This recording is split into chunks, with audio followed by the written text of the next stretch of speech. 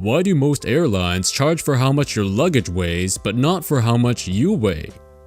What I meant is that what difference does it make that my bag weighs 5 more kilograms if I weigh 30 less than an average person on the plane? The weight limits are for the baggage handlers, for their health and safety. They shouldn't be lifting more than a certain weight. Obviously, the occasional suitcase will go above that and will need special handling, but this is going to be slower and more difficult. So those bags need to be labeled as overweight to alert baggage handlers not to try and lift it as normal.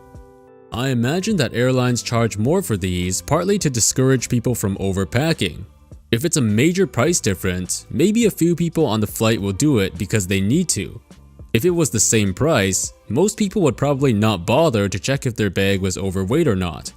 This could lead to flight delays and/or back injuries from the baggage handlers, followed by lawsuits, etc.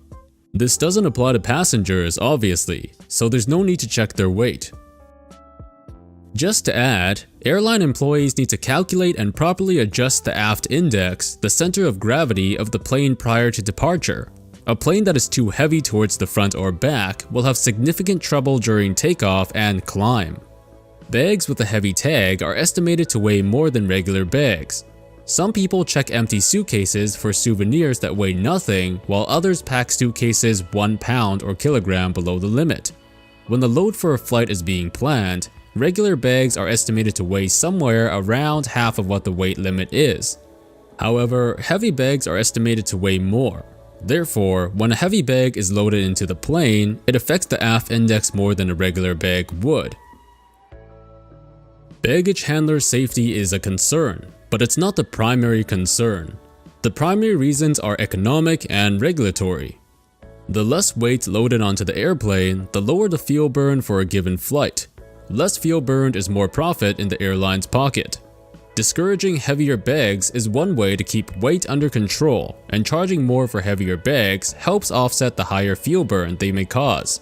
Keep in mind that widespread upcharges for checked baggage, both overweight and normal weight, started to happen in the early mid-2000s when jet fuel prices were outrageously high, and airlines were desperately struggling and trying to offset their costs.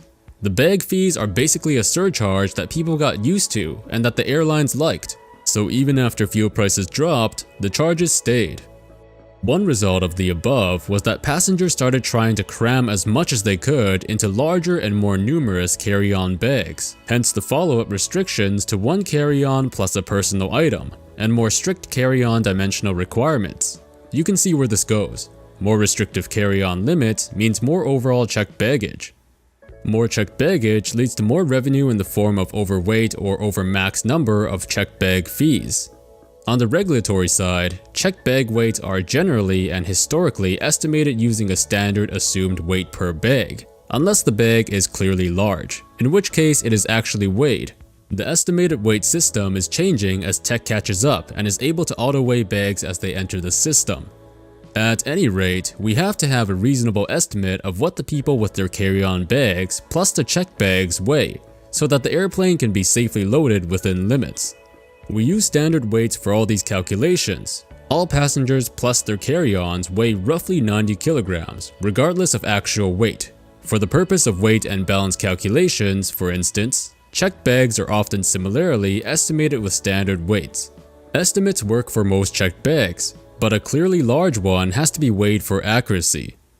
Passenger weights are calculated with a standard estimated weight that includes what's considered an average person weight plus the weight of a carry-on bag. So even if you weigh 30 kilograms less than a big person, but you have a carry-on bag and they don't, your carry-on might somewhat offset that difference. It's all based on what are considered average weights for the time of the year.